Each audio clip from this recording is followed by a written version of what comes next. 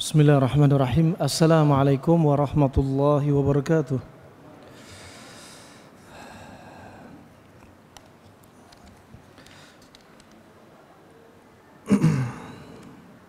Alhamdulillah rabbil alamin wal aqibatu lil muttaqin wala udwana illa 'alal zalimin wa asyhadu an la ilaha illallah wahdahu la syarika lah qayyumus samawati wal ardhin wa huwa wadhul al-uluhiyya wal-ubudiyya ala khalqihi ajma'in wa asyhadu anna Muhammadan 'abduhu wa rasuluh khatamun nabiyyin wa imamul muttaqin sallallahu alaihi wasallam wa ala alihi wa sahbihi at-tayyibin at-tahirin wa sallallahu alaihi wa sallimu tasliman katsira. Amma ba'd. Bapak, ibu-ibu yang saya muliakan, ikhwani wa akhwati fillah, yang semoga Allah jaga kita dari segala kejelekan, dari segala keburukan, dari segala fitnah ma dhahara minha wa ma batan. Dalam rangkaian rihlah safari dakwah bersama Bali Mengaji, pada pertemuan kita malam ini, sebagaimana yang telah tersebar dalam flyer poster dengan tema hidup indah dengan sunnah. Hidup indah dengan sunnah. Bikin hidup Anda lebih hidup dengan sunnah. Nah, kenapa? Sunnah ini apa? Safinatun najah, perahu yang menyelamatkan kita di antara ramainya, di ombang-ambingnya ombak yang sangat besar, dari ombak fitnah, dari ombak di musim pandemi, dari musibah, dari ombak di musim gempa bumi. Banyak bermunculan gempa bumi, erupsi gunung yang berapi, ya, gunung yang masih aktif, belum lagi puting beliung, belum lagi tsunami, belum lagi ya fitnahan untuk kaum muslimin, belum lagi kerusakan umat yang semakin jauh dari Nabi, dari kesyirikan, dari amalan-amalan yang tidak dicontohkan Nabi, dari kemaksiatan yang nampak depan mata atau dunia maya. Maka saatnya kita berpegang teguh dengan sunnah. Belum lagi bermunculannya munafik yang terang-terangan, dunia maya, dunia nyata.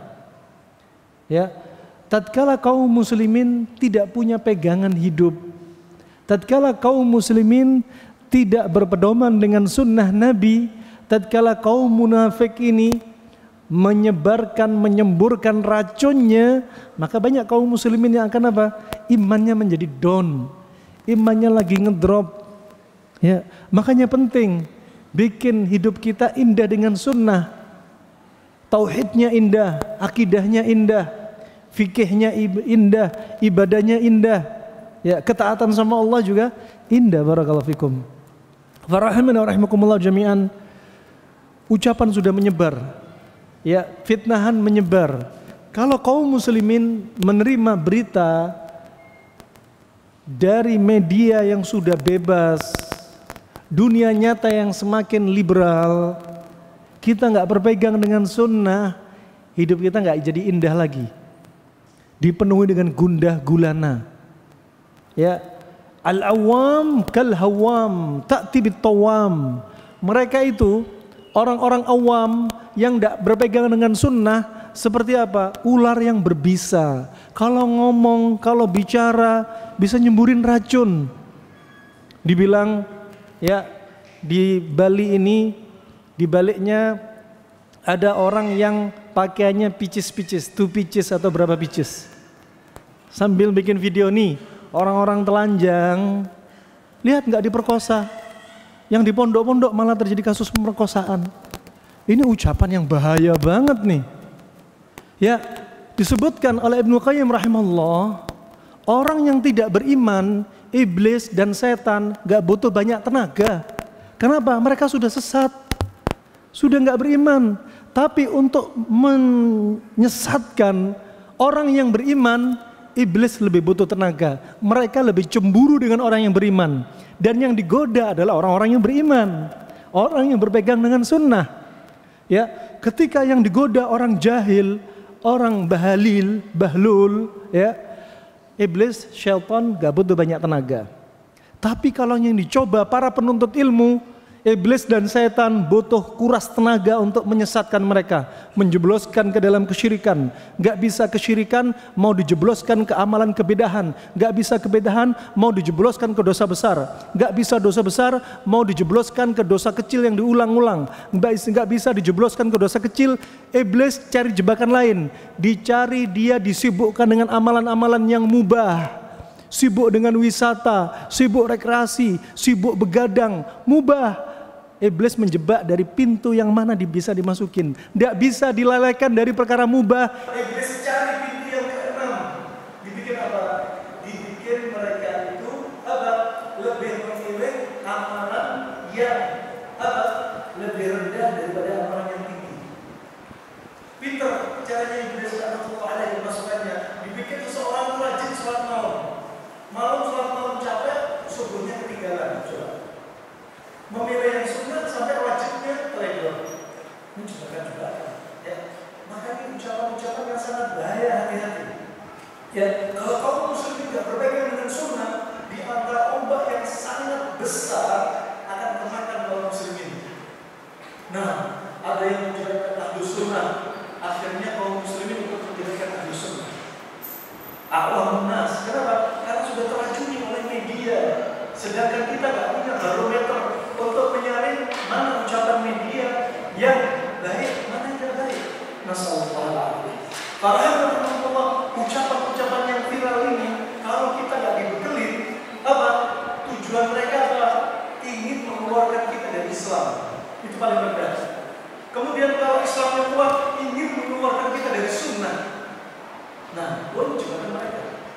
Ya, orang-orang munafik di masa silam, kalau melakukan kenifakan mereka sembunyi-sembunyi. Kapan sih munafik baru nongol? Munafik baru nongol ketika Nabi hijrah dari Makkah ke Madinah. Kenapa mereka sembunyi-sembunyi? Karena Nabi masih hidup, Nabi punya kekuatan, sahabatnya tegas, cemburu dengan sunnahnya Nabi, sehingga mereka yang hatinya disembunyikan pura-pura masuk Islam sembunyi-sembunyi. Di zaman sekarang nggak ada yang ditakutin. Ya, siapa yang ditakutin munafik zaman sekarang? Nggak ada. Kenapa? Kalau munafik dilaporin ke atasan nggak bisa ngapa-ngapain, nggak menindak. Si munafik semacam ini. Coba ini rahmatullah, ya, musuh lebih baik daripada hijab. Bahaya. Lantunan musik lebih baik daripada suara adzan. Rahmatullah, kemunafikan semacam ini sangat bahaya. Kita harus pegang sama sunnah. Wallah sunnah itu mudah.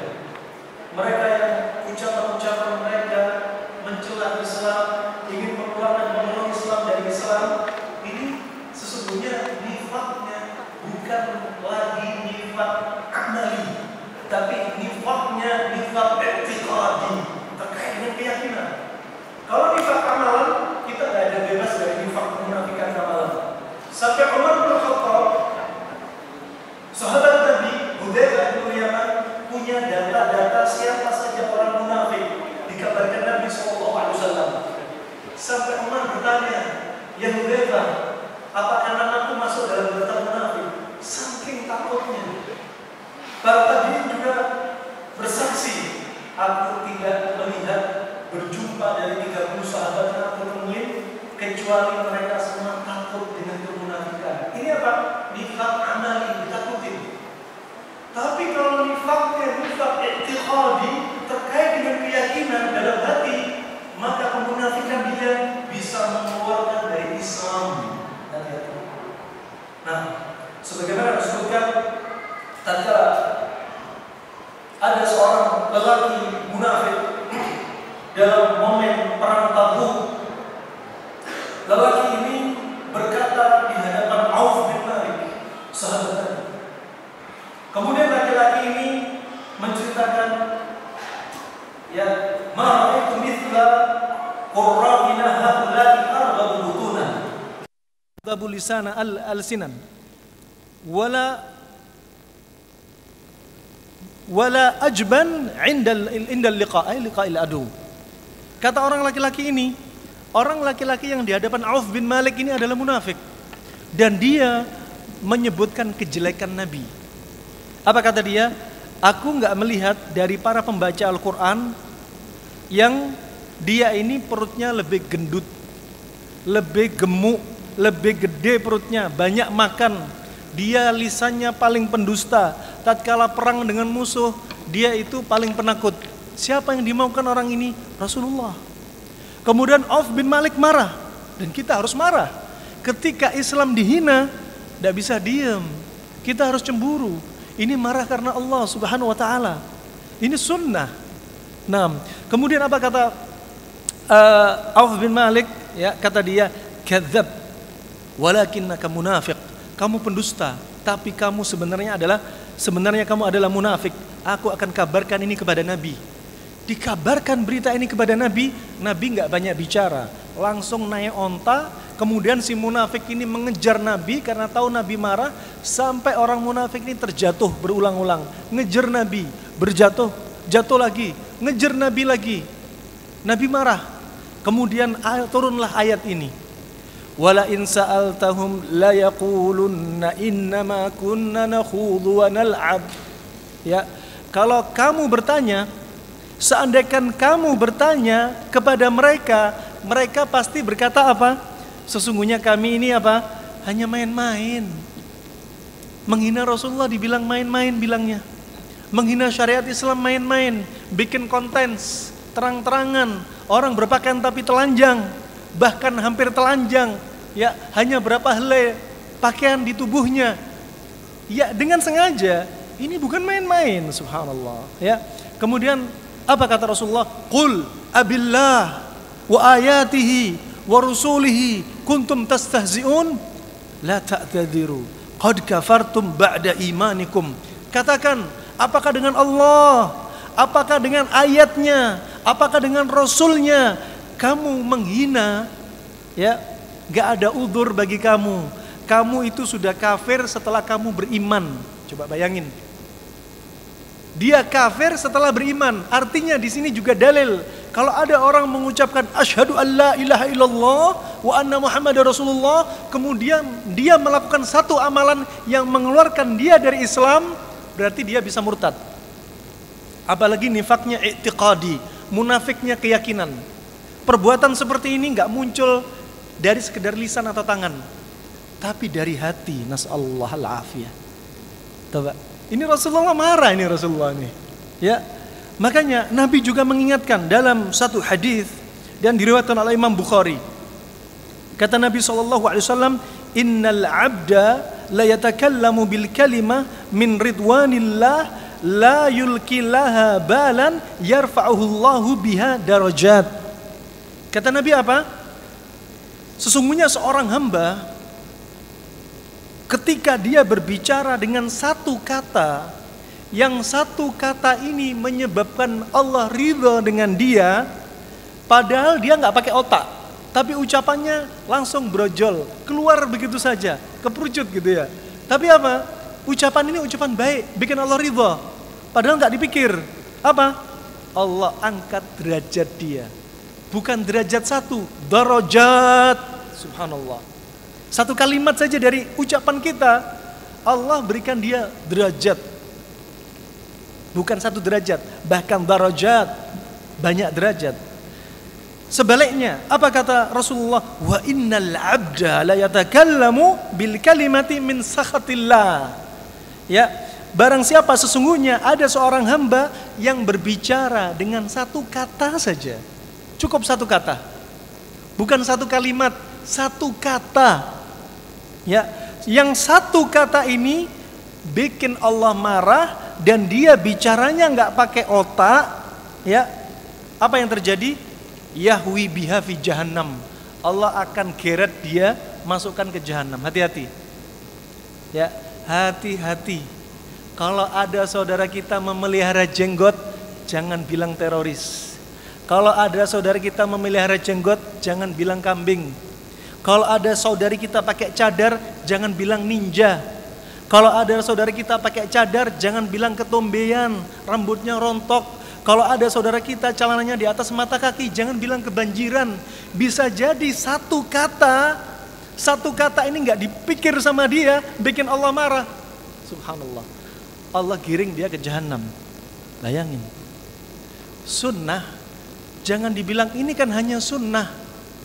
Ini ucapan orang yang nggak akil, nggak dewasa. Kalau ada seseorang melihat orang saudaranya pakai jenggot, jangan tuduh macam-macam, teroris, kambing. Anda tahu nggak Nabi itu jenggotnya paling lebat? Riwayat Muslim, riwayat Tirmidzi, wa kana lihyatun Nabi tamla'us sadrah, dan adalah jenggotnya Nabi memenuhi dadanya. Kalau Anda tuduh orang yang berjenggot teroris, berarti Anda mau menuduh tokohnya teroris adalah Nabi, karena Nabi jenggotnya paling tebal. Hati-hati. Jangan termakan sama dunia maya. Teroris kebetulan penampilannya sama orang-orang yang suka menegakkan sunnah. Itu konsep harus dipasang, hati-hati. Nah, paling baik kalau ibu-ibu ada yang belum siap pakai cadar, jangan cela mereka. Bilang, maaf saya belum siap seperti Anda melakukan sunnah seperti yang Anda lakukan. Maaf saya belum siap berjenggot karena saya kerja di kantor yang gak boleh pakai jenggot. Itu lebih dewasa. Maaf, saya gak bisa celana saya di atas mata kaki karena atasan saya bakal marah kalau celana saya di atas mata kaki. Itu lebih mending daripada dicela. Sunnah itu indah. Di balik syariat Islam ada maslahat, ada kebaikan dunia wal akhirah. Ya, rahimakumullah. Perkara-perkara menghina sunnah akan ada balasannya. Ya, akan ada balasannya. Di zaman Nabi ada seorang lelaki, dia makan menggunakan tangan kiri. Apa hukumnya makan menggunakan tangan kanan?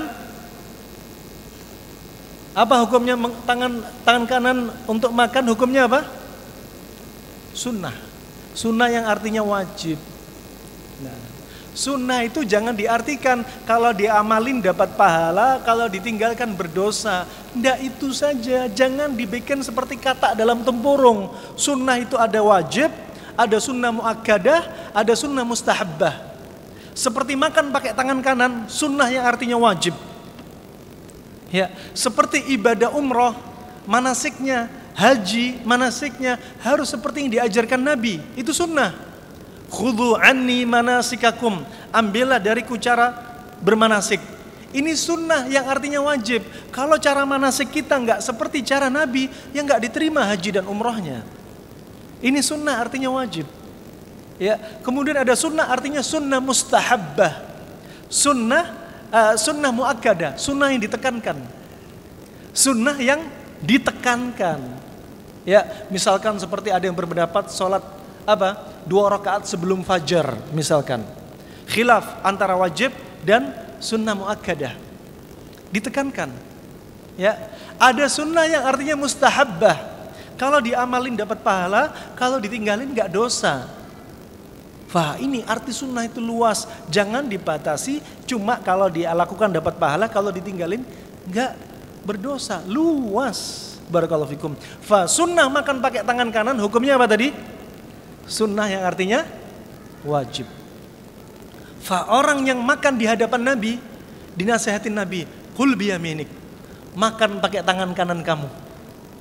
Kemudian apa kata orang ini? Inilah astati ya Rasulullah. Aku nggak mampu ya Rasulullah. Padahal tangan kanannya mampu, tapi dia nggak mau makan pakai tangan kanan, tetap makan pakai tangan kiri. Kemudian Rasulullah marah. Idan la tastati abada. Kalau gitu setelah ini kamu nggak bisa lagi makan pakai tangan kanan. Setelah itu tangan kanannya lumpuh. Kenapa? Menyelisih sunnah Nabi. Coba ajib. Jangan diselisih sunnah Nabi. Nah, setan makan pakai tangan kiri. Makanya kita diajarkan makan pakai tangan kanan. Jangan dengan alasan tangan kanan kotor, minumnya pakai tangan kiri. Gak ada alasan. Tetap tangan kanan. Nah, demikian rahimakumullah. Akhirnya tangannya lumpuh. Kenapa? Karena menyelisih sunnah Nabi. Makanya Allah berfirman, "Falyahdharil ladzina yukhalifuna an amrih an tusibahum fitnah aw yusibahum adzabun alim." Ya, hati-hati yang menyelisih perintahnya Nabi. ya, maka dia akan kena fitnah atau kena siksa yang pedih. Akhirnya tangannya lumpuh seumur hidupnya. Ajib. Ini di zaman Nabi. Adapun di zamannya para ulama terdahulu, ulama salaf, ada seorang ulama yang menasihatkan dengan sunnah. Sunnah itu indah, termasuk sunnah bersiwak, membersihkan gigi kita pakai kayu siwak. Di tempat kita susah kayu siwak, ya pakai gosok gigi sama pasta giginya. Menunjukkan apa? Islam itu bersih, indah, nggak mau kotor-kotor, ya, nggak mau kotor-kotor. Berapa banyak orang yang kerja di laundry di Jakarta, di Amerika, masuk Islam gara-gara kerja laundry. Setiap dapat pakaian seorang muslim, baju kotor orang muslim, seneng. Kenapa? Pakaian dalamnya bersih, nggak bau. Setiap dapat pakaian orang-orang yang mereka nggak tahu cara bersuci, paling dapat mereka pikir musibah. Akhirnya mereka masuk Islam gara-gara apa? Kerja laundry seperti ini, coba. Ajib. Fasubhanallah, Islam mengajarkan siwak. Sampai Nabi bersabda, seandainya laula ana syuqqa ala ummati, ya, seandainya aku tidak memberatkan untuk umatku, la amartuhum bisiwak, aku akan perintah mereka untuk bersiwak, jadi wajib. Tapi karena takut memberatkan umatnya, Nabi nggak mewajibkan, jadi cukup sunnah. Nah, kemudian ada orang-orang yang benci dengan sunnah Nabi, mengucapkan satu kalimat yang kalimat ini bikin Allah marah. Seorang ulama bilang, ini siwak, padahal mau dikasih hadiah siwak. Apa sih beratnya untuk nerima siwak kemudian bersiwak? Apa kata dia? Sambil guyon, gak pakai otak, bilangnya apa? Siwak biasanya untuk membersihkan dubur saya, permisi. Subhanallah, esoknya paginya sampai 9 bulan ke depan dia teriak nyeri perutnya, sakit perutnya. Disebutkan dalam riwayat dengan sanad yang sahih, pada bulan ke-9-nya keluar dari lubang duburnya hewan sebesar kelinci, kepalanya seperti ikan bertaring, punya cakar. Kemudian hewan ini teriak 3 kali dan anak dari laki-laki ini langsung memukul hewan. Kemudian kata laki-laki ini, wallah, hewan inilah yang mencabik-cabik usus saya. 2 hari kemudian laki-laki ini meninggal karena dicabik-cabik ususnya sama hewan ini. Gara-gara apa? Mencela sunnah. Sunnah itu indah dicela, coba. Cuma untuk berbersih dikasih hadiah, nih bersihkan gigi kamu. Kebiasaan Nabi sebelum masuk rumah bersiwak. Kebiasaan Nabi setelah wudhu bersiwak. Kebiasaan Nabi mau sholat bersiwak. Apa sih beratnya bersiwak? Subhanallah, ajib. Yang berikutnya ada seseorang yang dinasihati oleh para ulama. Ketika seorang lelaki ini mau minum dari ceret. Minum dari ceret. Ceret ini nggak kelihatan apa yang ada di dalam ceret. Dan ceret ini nggak ada tutupnya. Ya. Kemudian seorang alim ulama ini menasihatkan, ya, la tashrab min fisaqa. Jangan minum dari mulut ceret, karena Nabi melarang kamu dari minum dari mulut ceret langsung. Dia nggak memperhatikan, nggak mau mendengarkan nasihat tentang sunnah Nabi.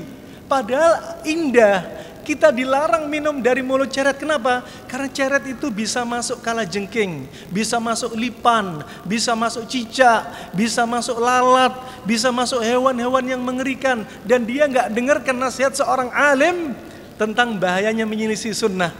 Akhirnya apa terjadi? Tetap minum dari ceret dan keluar dari mulut ceret seekor ular. Coba bayangin, semua sanadnya sahih. Nah, rahimakumullah. Kemudian di kisah yang lainnya seorang alim ulama menasihatkan, ya, kalau kamu bangun dari tidur jangan langsung wudhu, cuci tangan kamu 3 kali. Karena Nabi sudah bersabda dari Abu Hurairah, riwayat Imam Muslim, kata Nabi apa? Fa innaka la tadri aina batat yaduk. Islam itu indah, ya.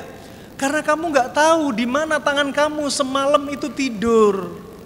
Mungkin bisa jadi tangan kamu itu tidur di kemaluan kamu, permisi di dubur kamu atau di dubur pasangan kamu, nggak tahu. Nah, ini hadis Nabi. Karena kita ketika tidur sudah nggak sadar. Kemudian apa kata orang yang di depannya yang dijelaskan tentang indahnya sunnahnya Nabi ini? Kata dia apa? Ana adri, aina batat yadi. Aku paham, aku tahu di mana tanganku tidur semalam. Tanganku kalau tidur, ya diranjang.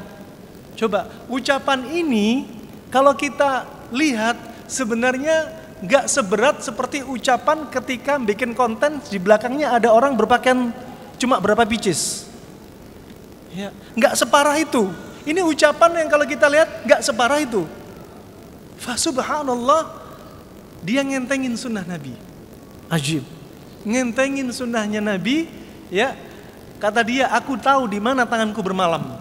Ini kalimat kalau kita lihat nggak separah konten seperti tadi, nggak separah bilang tosok konde lebih baik daripada jilbab, lantunan kidung, lantunan musik lebih baik daripada suara adzan. Nggak separah itu. Ini hanya ngomong, aku tahu di mana tanganku bermalam. Apa yang terjadi? Esok harinya ujung jarinya sampai sikunya masuk lubang duburnya. Nasallahu ya, sampai meninggalnya. Coba ajib. Nah, bahkan ada seorang yang berilmu sempat ingin mencoba menyelisih satu hadis Nabi. Masuk kamar mandi nyoba nggak baca zikir. Ya. Kemudian subhanallah ajib. Ya. Kepalanya dirubah menjadi keledai. Bayangin, menyelisih sunnah. Nah, fa ini rahimahumullah jami'an. Ini apa? Bahayanya kita menyelisih sunnah Nabi SAW. Sunnah Nabi itu indah, kenapa sih ditolak? Ya, sunnah Nabi itu kita pegang untuk apa? Pegangan hidup kita. Ya, untuk pegangan hidup kita. Coba bayangin hadis-hadis Nabi SAW, di antaranya hadis dari Abdullah bin Mas'ud, ya, disahkan oleh Syekh Albani rahimahullah. Ya, inna mi waraikum zamanu sabrin lil mutamassiki fihi ajrun khamsina syahidun minkum. Kata Rasulullah apa? Sesungguhnya nanti akan ada zaman di belakang kalian, nanti akan datang zaman yang penuh dengan kesabaran. Ya, orang yang berpegang teguh dengan sunnah Nabi itu pahalanya seperti pahala 50 orang yang mati syahid dari kalian. Coba. 50 sahabat yang mati syahid, itu pahalanya seperti itu. Orang yang menghidupkan sunnah di zaman-zaman sabar. Artinya zaman sabar apa? Zaman yang di situ banyak fitnah. Zaman yang kaum muslimin banyak jauh dari Islam. Zaman di antara kaum muslimin jauh dari al-haq. Zaman di antara kaum muslimin gak tahu tentang ajaran Islam. Makanya Nabi bersabda, ya, badal Islam ghariba wa sayudu ghariban kama bada. Islam itu muncul dalam kondisi asing, keadaan asing, dan akan kembali Islam itu dalam kembali ke keadaan apa? Asing lagi, seperti zaman sekarang. Padahal ini sunnah Nabi jenggot, tapi dianggap asing oleh kaum muslimin. Nah, seperti celana di atas mata kaki, ya, ini juga di zaman mereka banyak dilakukan, tapi dianggap asing oleh kaum muslimin, asing kembali, dianggap ajaran baru. Ya, maka kita orang yang menghidupkan sunnah yang sudah dikebumikan, kita gali sunnah ini, kita gunakan sunnah yang sudah dipendem, kita hidupkan. Saat itu pahala antum seperti pahala 50 sahabat yang mati syahid. Coba, ajib. Hidupkan sunnah ini dari kecilnya sampai besarnya. Jangan dibagi-bagi sunnah ini menjadi kusyur dan lubab. Ini kulitnya, ini intinya. Jangan. Sunnah dari kecil sampai besarnya dilakukan. Para sahabat, para ulama salaf, mereka nggak membedakan ini sunnah kecil, sunnah besar. Semua diamalin. Semua diamalin. Farahaman warahmatullah. Nabi juga mewasiatkan, ya'ti 'alan nasi zamanun al-qabidhu ala dinihi kal-qabidhi alal jamr. Riwayat Tirmidzi. Ya, nanti akan datang zaman orang yang berpegang teguh dengan sunnahnya Nabi seperti apa? Orang yang berpegang teguh dengan agamanya, ya, mereka seperti apa? Memegang bara api. Bayangin kalau kita menegakkan sunnah seperti pegang bara api, dicela, dimaki, difitnah, itulah resiko. Ya, bukan berarti terus antum takut menjalankan sunnah, bukan. Ini tantangan, perjuangan. Makanya, di antara indahnya sunnah, pahala yang ditawarkan tadi seperti 50 orang yang mati syahid dari kalangan sahabat. Sahabat ada yang bertanya, ya Rasulullah, maksudnya 50 dari mereka, dari orang-orang yang hidup di zaman nanti? La, bal minkum, bukan 50 dari mereka, tapi 50 dari kalian para sahabat. Dalam riwayat disebutkan bal minkum, bal minkum, bal minkum. Tapi amalan 50 dari kalian, 50 dari kalian, 50 dari kalian. Begitu ditegaskan Nabi SAW. Kalau kita koreksi lagi, ya 50 dari sahabat ini, satu sahabat aja pahalanya nggak bisa ditandingi oleh kita. Sebagaimana Nabi telah bersabda, kata Nabi SAW, "Lau anna ahadakum anfaqa mithla Uhudin dhahaban ma adraka mudda ahadim wala nasifah." Ya, seandainya salah satu dari kita itu berinfak seperti satu gunung Uhud dari emas. Kita katakan punya emas. Emas kita sebesar gunung Uhud. Gunung Uhud itu panjangnya 7 kilo, tingginya 350 meter. Seandainya kita punya, kita infakkan di jalan Allah emas sebesar gunung Uhud ini, apa kata Rasulullah? Sekali-kali tidak akan bisa menyamai apa? Satu mudnya para sahabat, infaknya para sahabat, wala separuhnya, nggak bisa nyamain. Bayangin kalau kita melakukan satu amalan yang kita hidupkan sunnah tersebut seperti 50 sahabat mati syahid lagi. Bayangin, ajib. Ya, dan kita resikonya seperti memegang bara api. Seperti memegang bara api. Barakallahu fikum. Fa ini rahimani wa rahimakumullah jami'an, ya. Fa banggalah menjadi ghuraba. Ghuraba itu orang yang asing. Islam dibangkitkan dalam keadaan asing, muncul dalam keadaan asing, dan akhir zaman kembali asing lagi. Dan kita sekarang apa? Kalau mengamalkan sunnah dianggap asing. Nah, sudah ada di zaman kita ini. Siapa ghuraba? Siapa orang yang asing? Sebagaimana ditanyakan para sahabat kepada Rasulullah, orang yang asing itu kata Rasulullah, alladzina yasluhuna idza fasadan nas. Ya. Diriwayatkan oleh Abu Amr Ad-Dani, ya. Juga dari hadis Ibnu Mas'ud disahihkan Syekh Albani rahimahullah, yang asal hadis ini dari riwayat Imam Muslim. Kata Nabi SAW, orang yang asing adalah orang yang memperbaiki manusia yang mayoritas manusia itu rusak. Antum berdakwah di antara manusia yang rusak, inilah ghuraba, ya.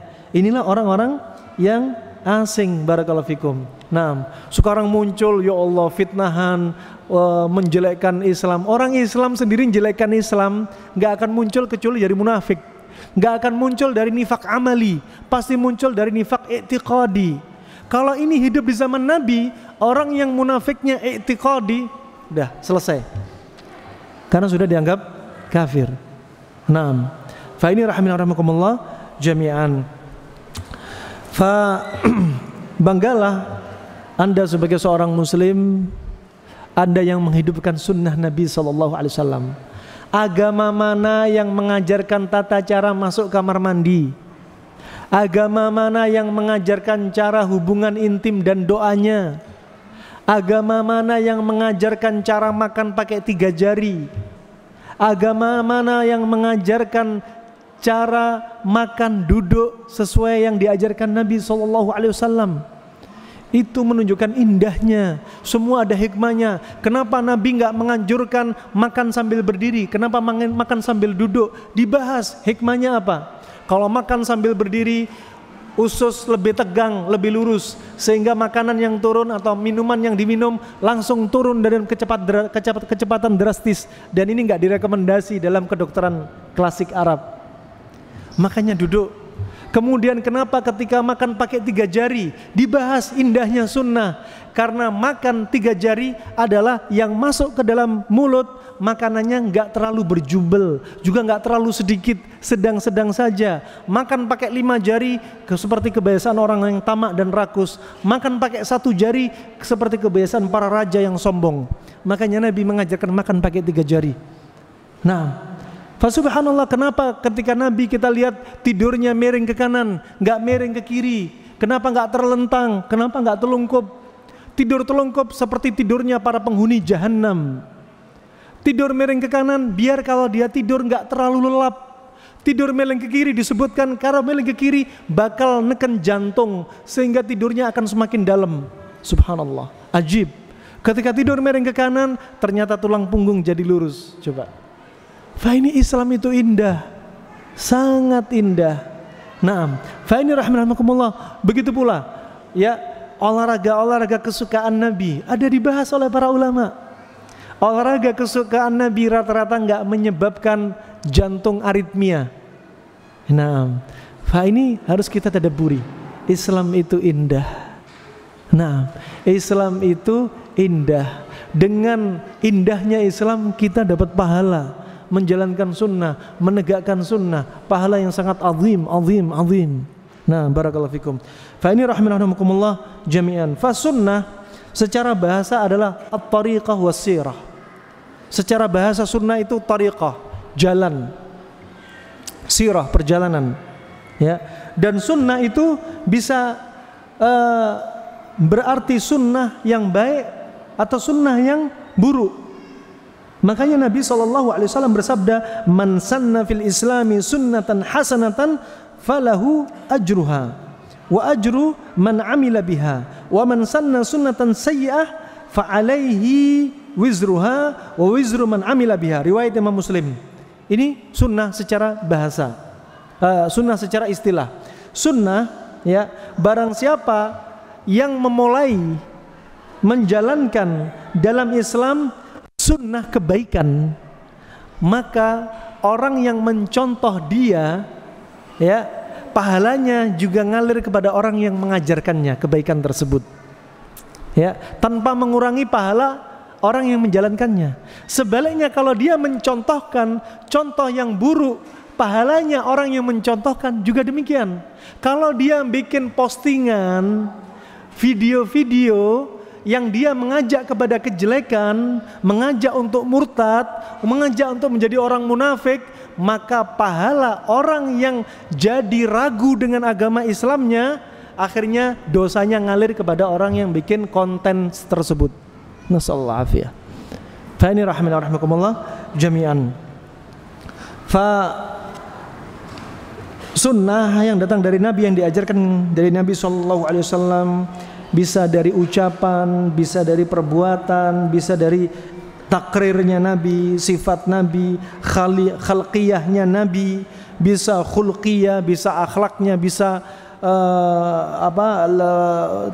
yang ada pada diri Nabi, juga perjalanan Nabi, sirahnya Nabi sallallahu alaihi wasallam, sirahnya Nabi sallallahu alaihi wasallam. Kemudian rahimahumullah,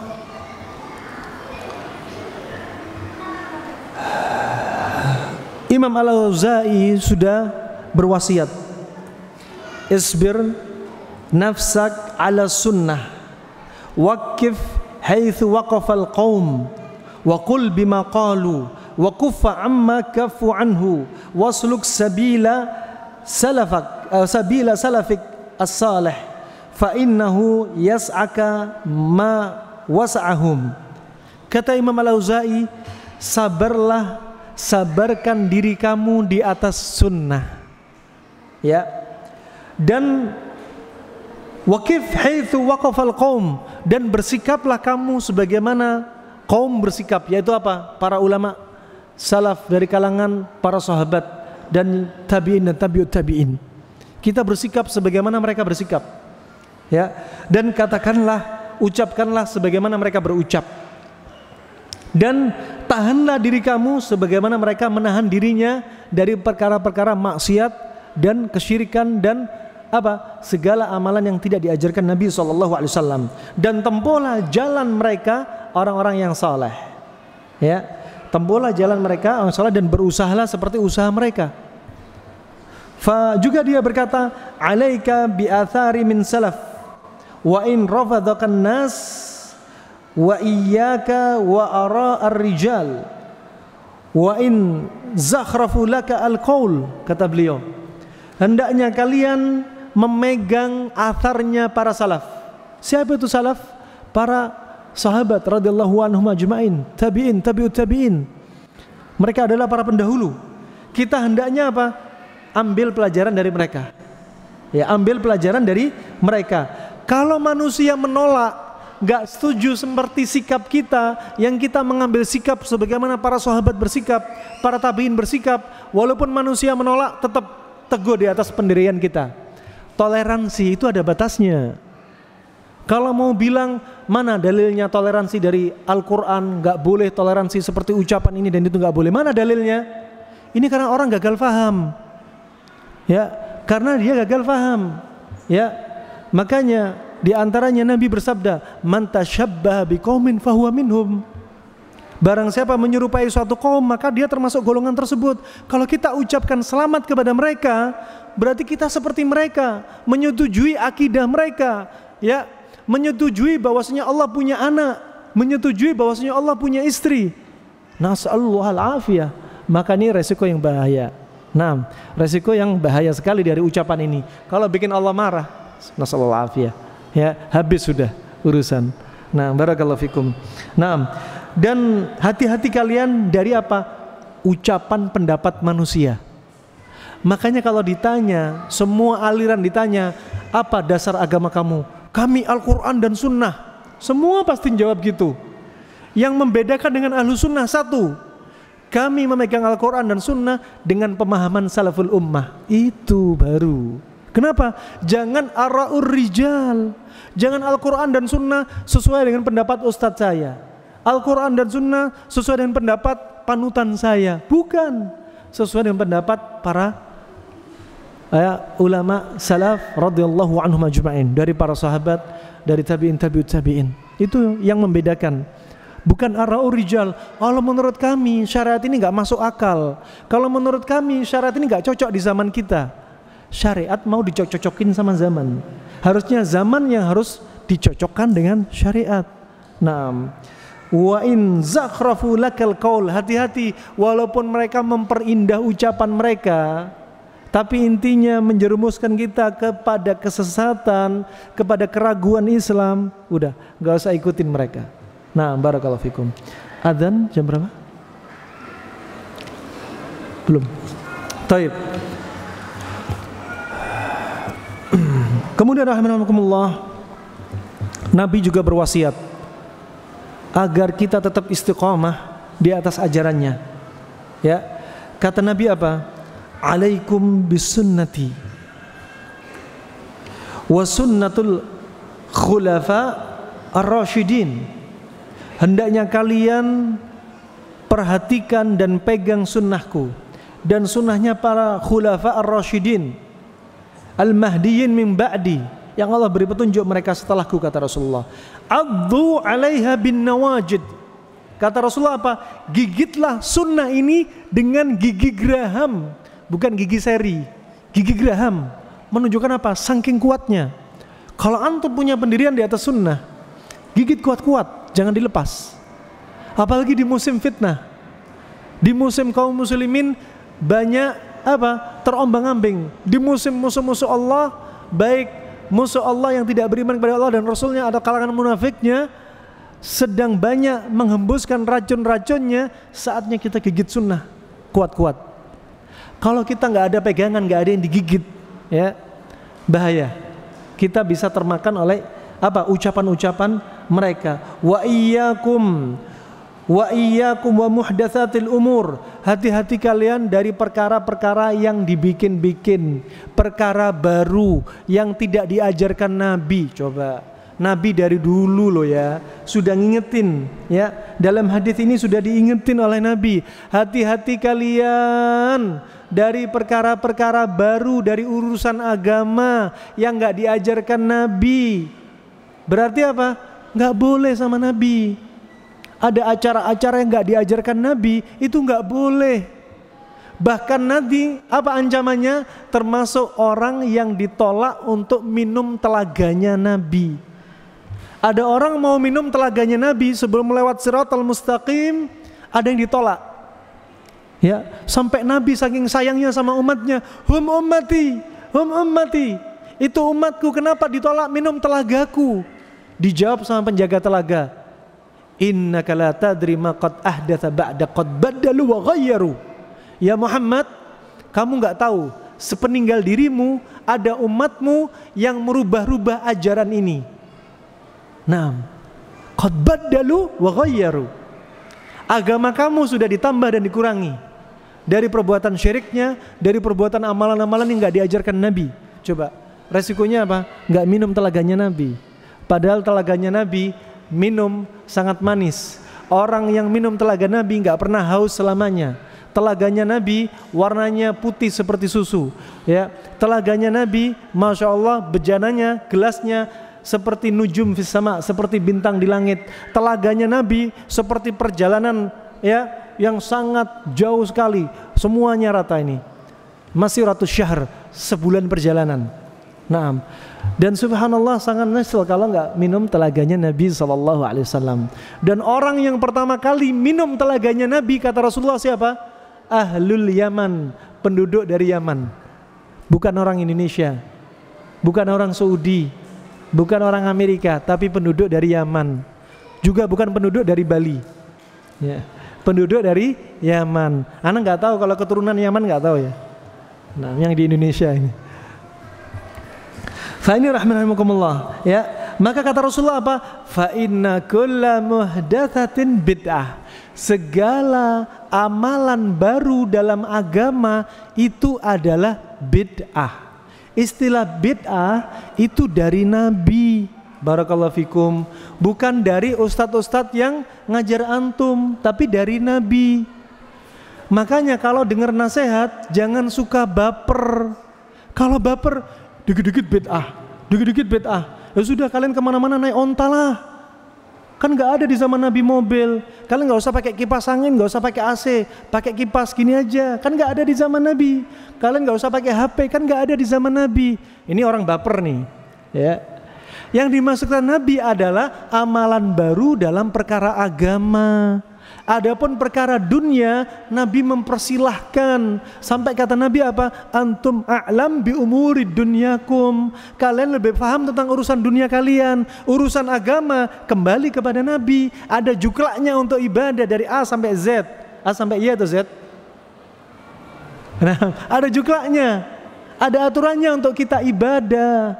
Coba antum punya anak antum sekolah di SD, hari Senin harus pakai topi merah, bajunya putih, celananya merah, pakai dasi, pakai sepatu. Coba anak antum suruh masuk hari Senin, ya, hari Senin pakai baju batik, sandal jepit, ya, pakai topi koboi, suruh masuk ke sekolah, sama satpamnya diusir. Ini urusan dunia, ada juklaknya. Apalagi urusan akhirat, ada aturan mainnya, ada dalil-dalilnya. Harus seperti yang diajarkan Nabi SAW. Nah, fa ini rahimakumullah, ya. Wa kullu bid'atin dhalalah. Ini kata Nabi. Nabi nggak memperkecualikan, semua bid'ah itu sesat, kata Nabi. Kata Nabi ya, bukan kata seorang ustadz manapun, kata Nabi. Ya, semua bid'ah itu sesat. Nabi bilang semua, maka nggak ada bid'ah hasanah. Bid'ah yang baik itu nggak ada. Menurut saya ini bid'ah yang baik. Jangan pakai menurut Anda, tapi menurut Allah dan Rasulnya dan para sahabat radhiyallahu anhum ajma'in. Nah, jangan baper. Orang yang hatinya berdada lebar, mudah menerima nasihat, pintu hidayah mudah masuk. Tapi kalau sudah baper dulu, marah, ya, ini jadi masalah. Bisa jadi dia apa? Gak gampang nerima nasihat. Nah, barakallahu fikum. Kemudian apa kata Rasulullah? Wa kullu dhalalatin finnar. Dan setiap kesesatan itu di neraka. Ini bukan hanya amalannya doang, orangnya juga maknyus di neraka. Nah, makanya hati-hati. kita harus hati-hati cari guru yang benar. Enggak semua guru itu benar. Penampilan sama, tapi ucapan, akidah beda. Jangan tertipu dengan penampilan, ya. Tapi lihat yang benar. Kalau antum salah cari magic, kalau cari penanak nasi, nggak sebut merek ya. Kalau antum cari salah penanak nasi, kemudian korslet karena mereknya jelek, paling yang gosong nasinya. Tapi kalau antum cara pilih gurunya salah, akhirnya gosong siapa? Yang pilih guru ikut gosong. Nah, makanya hati-hati rahimahumullah. Itu saja yang bisa kita sampaikan. Kita sholat isya dulu. Setelah sholat isya kita lanjutkan sedikit insyaallah. Semoga bermanfaat untuk Islam wal muslimin. Jika ada salahnya harap dimaklumi, jika ada benarnya dari Allah semata. Semoga Allah selamatkan kaum muslimin dari wabah ini, dan semoga diselamatkan dari segala bentuk kesesatan. Alhamdulillah wassalatu wassalamu ala nabiyyina Muhammadin sallallahu alaihi wa ala alihi wa ashabihi ajma'in, amma ba'd. Rahimani wa rahimakumullah. Nabi telah berwasiat sebagaimana dalam hadis yang diriwayatkan oleh Imam Malik dalam Muwatta'nya, juga riwayat Abu Dawud, Ibnu Majah dengan sanad yang sahih, dalam sabdanya, taraktu fikum ma in tamassaktum bihi lan tadhillu ba'di, kitabullah wa sunnati. Kata Rasulullah apa? Aku telah tinggalkan untuk kalian yang jikalau kalian berpegang teguh dengannya, kalian tidak akan tersesat setelahku. Ini wasiat Nabi, wasiat emas nih. Kalian gak akan sesat setelahku kalau kalian berpegang dengan ini. Apa itu? Kitabullah, ya, Al-Quran, wa sunnati, dan sunnahku. Coba dua ini gak bisa dilepas. Ada Al-Quran, ada As-Sunnah, ada ikhlas, ada mutaba'ah. Ada ikhlas, ada mutaba'ah. Makanya ada asyhadu an la ilaha illallah, biar kita bisa menegakkan tauhid, menjauhkan dari kesyirikan. Ada asyhadu anna Muhammadar Rasulullah, agar kita menjadi orang yang mutaba'ah dan dijauhkan dari kebid'ahan. Dua ini lengket. Juga Imam Al-Barbahari berkata, kata dia, al-Islam huwa as-sunnah, wa sunnah hiyal Islam. Islam itu adalah sunnah, sunnah itu adalah Islam, gak bisa dipisah. Lengket terus. Nah, faini, begitu pula dua syarat diterimanya amalan. Ada ikhlas, ada mutaba'ah. Gak bisa salah satunya dilepas, lengket semua. Nah, ini rahimakumullah yang perlu diperhatikan. Makanya Allah Subhanahu wa taala berwasiat. Allah berwasiat dalam surat Al-Imran ayat 31. Yang ayat ini dijuluki dengan apa? Ayatul imtihan. Ayat untuk ngetes. Ayat untuk menguji coba. Kita cinta sama Allah apa enggak sih? Benar enggak cintanya kita sama Allah? Apa kata Allah dalam firman-Nya? Qul in kuntum tuhibbunallah fattabi'uni yuhibbukumullah wa yaghfir lakum dunubakum. Katakan jikalau kalian mencintai Allah, maka ikutilah aku, kata Rasulullah. Hei kalian, jika kalian mencintai Allah, ikutilah aku. Ya, ikutilah aku, maka Allah akan mencintai kalian. Bayangin. Kalau umat Islam cinta sama Allah, berarti harus mengikuti siapa? Rasulullah. Baru cintanya pada Allah benar. Ya. Dan kelazimannya apa? Allah akan memberikan cintanya kepada mereka yang apa? Mengikuti Rasulullah, sehingga Allah cinta kepada mereka. Karena cintanya kepada Allah sudah terbukti dengan pengikutannya dia kepada Rasulullah sallallahu alaihi wasallam. Nah, kemudian rahimakumullah, ada beberapa pertanyaan.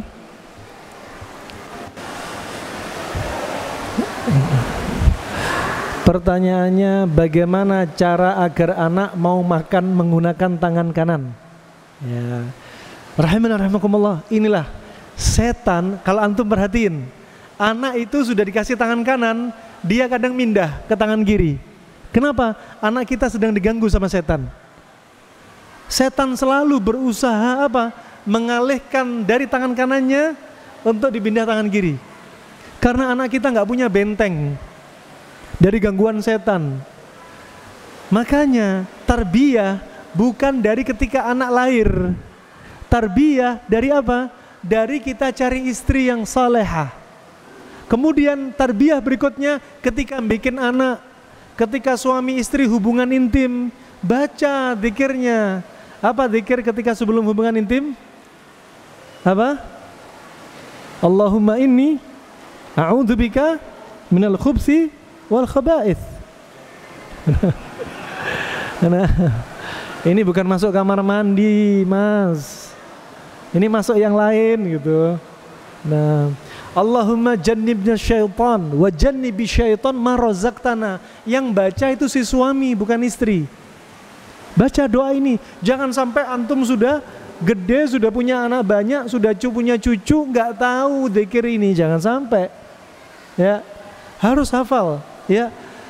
Apa kata Rasulullah SAW? Barang siapa baca doa ini, apa kata Rasulullah? Setan gak akan mengganggu dia. Barang siapa hubungan intim, baca doa ini, ketika anaknya lahir, setan gak ganggu dia. Para ulama mentakwil, gak ganggu dia, maksudnya apa? Gak menyesatkan dia, gak menyimpangkan dia. Ini penting. Dari kita nikah, cari istri soleha, ketika hubungan intim juga ada doa yang diajarkan. Biar apa? Setan gak ganggu anak kita. Ini penting. Kata para ulama, kalau antum datengin istri antum, gak baca doa ini, setan ikut mendatangi istri antum, ikut menikmati istri antum. Nasallallahu ya. Ini penting baca doa ini. Nah, ya. Bagaimana caranya anak biar biasa tangan kanan? Pertama, bapak ibunya juga tangan kanan, kasih contoh. Ya. Kemudian kalau dia merubah kiri, bilang kanan, kul biyaminik ya waladi. Makan pakai tangan kanan wahai anakku, ya. Pakai tangan kananmu makan. Lama-lama dia paham. Dia umur 2 tahun, dia umur 15 bulan, dia memang belum paham, tapi kalau dibiasakan dia akan paham. Ya, pakai tangan kanan. Ya. Kalau dia berubah lagi, rubah lagi ke tangan kanan. Dibiasakan. Kenapa? Setan ingin membisikin dia untuk apa? Selalu ke tangan kiri. Makanya bentengi anak laki putri Anda yang masih kecil, yang belum bisa membentengi diri, belum bisa dzikir pagi petang, pegang kepalanya. Seperti yang dilakukan Rasulullah kepada Hasan dan Husain. Rasulullah memegang 2 kepala cucunya ini sambil Rasulullah berdoa, "U'idukuma bikalimatillahi tammati min kulli syaitanin wa hama wa min kulli ainin lama." Itu penting. Ketika anaknya laki-laki pegang kepalanya, "U'iduka bikalimatillahi tammati min kulli syaitanin wa hama wa min kulli ainin lama." Kalau anaknya perempuan pegang, "U'iduki bikalimatillahi tammati min kulli syaitanin wa hama wa min kulli ainin lama." Biar apa? Dibentengin nih anak. Nah, barakallahu fikum. Jangan sampai bilang, "Nak, makan pakai tangan kanan." Bapak ibunya makan pakai tangan kiri. Nah. Ustadz, sunnahnya bayi ketika lahir ditahnik ataukah diadani, dan apakah ada para sahabat yang melakukannya? Barakallahu fiik. Ya, ketika bayi baru lahir, terkait dengan adzan para ulama khilaf, panjang lebar khilafnya. Khilaf dari apa? Terkait sanadnya sahih apa enggak. Dalam riwayat Tirmidzi disebutkan hadal hadis hasanun sahih. Ya. Dalam riwayat yang disebutkan, tapi al-haqiqah, hakikat yang diambil sanad. Adapun Syekh Shalih Al-Fauzan berpendapat ini perkara yang baik. Syekh Ibnu Utsaimin berpendapat ini perkara yang baik. Syekh bin Baz juga berpendapat ini perkara yang baik. Tapi sekali lagi, pelajaran yang bisa diambil adalah sanadnya hadis. Kalau antum belajar ilmu hadis, berarti antum harus kembali kepada hadis. Bagaimana sanadnya? Syekh Albani pendapat pertama, ketika pendapat pertama berpendapat sunnahnya mengadani. Ketika didapati hadisnya, rata-rata hadisnya ya dari sanad-sanad itu didapati penyakit. Ya, diteliti oleh Syalbani, ternyata antara satu hadis dengan hadis yang lainnya, ternyata ada hadis yang lainnya ternyata lemahnya sangat lemah. Ya, dan hadis yang sangat lemah tidak bisa untuk menopang hadis lemah untuk menjadi hasan li ghairi. Sehingga Syekh Albani berpendapat, kalau pendapat Syekh Albani yang dia menekuni ilmu hadis, dia berpendapat nggak bisa diamalin karena hadisnya lemah. Ya, hadisnya lemah, ada yang palsu, ada yang lemah. Naam. Adapun para masyayikh di antaranya tawakuf, di antara mereka mengatakan nggak apa-apa, ini perkara baik. Tapi syahidnya apa? Kembali kepada dalil. Dan kami melihat Syekh Albani berpendapat bahwasannya pendapat kedua beliau bahwasannya hadisnya tidak bisa menopang hadis yang lemah. Nah, barakallahu fik. Adapun hadis-hadis yang lainnya diteliti seperti riwayat Tirmidzi dan lain sebagainya. Imam Tirmidzi dikenal dengan mutasahil, agak bermudah-mudahan dalam sanad. Sehingga apa? Harus dicek satu demi satu dari perawi-perawinya. Dan kita kembali kepada ahlinya, di antaranya Syekh Albani sudah meneliti riwayat hadis tersebut. Ya, sekali lagi ini perkara khilaf. Ya, perkara khilaf. Kami nggak bisa melarang. Yang mau mengadani silahkan, yang nggak mengadani berpendapat dengan hadisnya tidak kuat silahkan. Nggak perlu gontok-gontokan. Kenapa? Sesungguhnya ini apa? Ada masalah di antara mereka, perbincangan di antara para ulama. Adapun pendapat yang saya pilih adalah pendapat yang dipilih Syekh Albani rahimahullah. Adapun masalah tahnik hadisnya sahih. Ya, hadisnya tentang tahnik itu sahih. Ketika bayi baru lahir ditahnik, itu kebiasaan para sahabat radhiyallahu anhum ajma'in. Seperti Abu Musa al-Asy'ari, ketika anaknya baru lahir langsung dibawa kepada Rasulullah untuk ditahnik. Kenapa? Pengen mendapat berkah dari air ludahnya Rasulullah. Ya, Rasulullah kemudian minta kepada para sahabat kurma. Rasulullah minta kurma, kemudian apa?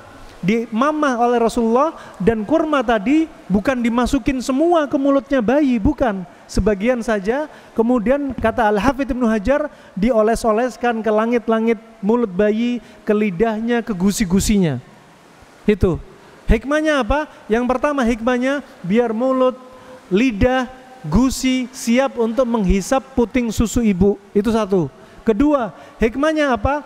Biar yang pertama kali masuk dalam perut bayi adalah yang manis-manis. Karena kata para ulama kedokteran klasik, Arab, Cina, Yunani sepakat sesuatu yang manis-manis adalah yang paling cocok ketika perut kosong. Nabi ketika sahur, ketika perut kosong, sering Nabi sahurnya pakai kurma. Ketika Nabi buka puasa, perut kosong 12 jam, 14 jam, Nabi meleh kurma. Ketika bayi baru lahir, perutnya kosong, Nabi menggunakan tahnik kurma. Kata Imam Ahmad, kalau nggak dapat kurma, bisa menggunakan madu. Kalau nggak ada madu, bisa dengan sukar. Sukar itu gula. Jangan dibayangin gula seperti gula pasir zaman kita. Artinya sukar di zaman Nabi adalah qasbatus sukar, yaitu pohon tebu. Ini manis-manis. Kenapa? Karena cocok untuk liver dan limpahnya bayi. Kata Syekh Ibnu Utsaimin rahimahullah, kalau bayi sudah terlanjur dikasih air susu, nggak ada lagi sunahnya tahnik. Karena hikmah dari tahnik yang manis-manis. Sedangkan air susu rasanya apa Bapak-bapak? Hah? Air susu rasanya apa? Malu-malu Bapak. Nah. Air susu rasanya ibu-ibu yang paham. Nah, ini apa? Kalau sudah terlanjur disusui, maka nggak ada lagi sunahnya tahnik, kata Syekh Ibnu Utsaimin. Karena hikmah dari tahnik adalah yang manis-manis masuk duluan. Ini ajib, sunnah. Nah, dan apakah menjadi dalil ketika para sahabat ditahnik, ya, mentahnik bayinya, kemudian pergi kepada Nabi, minta berharap keberkahan dari air ludah Nabi, apakah bisa jadi dalil kalau kita punya anak zaman sekarang, kita bawa anak kita kepada Pak Yai, kepada Pak Ustadz, kepada alim ulama, kepada orang soleh? Gak jadi dalil. Gak harus kepada orang soleh, bapaknya siapa saja boleh mentahnik, ya. Gak boleh meyakini ngalap berkah dari orang soleh, gak boleh. Adapun Nabi, Allah jadikan kekhususan keberkahan pada ludahnya Nabi. Adapun ludahnya kita, ludahnya antum, kalau antum ngaku orang soleh, ludah antum bukan ada padanya keberkahan, ludah antum ada padanya bakteria. Nah ini rahimakumullah, hati-hati. ngalap berkah ya pada yang Allah jadikan keberkahan seperti ludahnya Nabi, silahkan. Tapi kalau ngalap berkah kepada orang-orang soleh seperti air ludahnya, jangan, nggak boleh. Nah, demikian rahimakumullah jami'an.